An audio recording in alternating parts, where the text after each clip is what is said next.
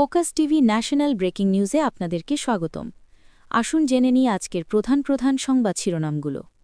আসন্ন ত্রয়োদশ জাতীয় সংসদ নির্বাচনে প্রার্থী হওয়ার পথ বন্ধ হল ফেরারি বা পলাতক আসামিদের জন্য।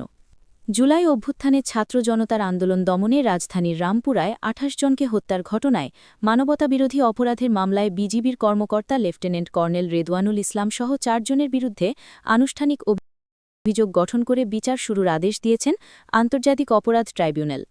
সুশাসনের জন্য নাগরিকের সুজনের সম্পাদক অর্থনীতিবিদ ড বদিউল আলম মজুমদার বলেছেন, নির্বাচন শেষ হওয়ার ৪৮ ঘণ্টার মধ্যে ফলাফল গেজেটে প্রকাশের আগে তার সুষ্ঠুতা ও গ্রহণযোগ্যতা সার্টিফাই করে গণবিজ্ঞপ্তি প্রকাশের বিধানের বিষয়ে আরপিও অধ্যাদেশে কোনো পরিবর্তন আনেনি নির্বাচন কমিশন ইসি।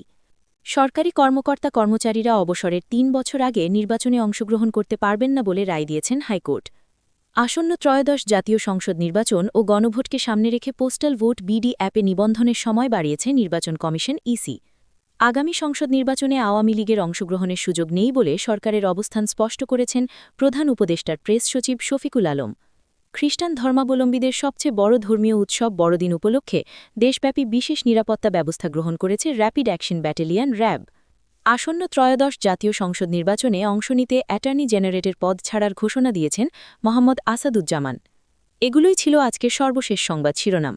আমাদের পরবর্তী সংবাদ দেখার জন্য ফোকাস টিভির সাথে থাকুন। ধন্যবাদ।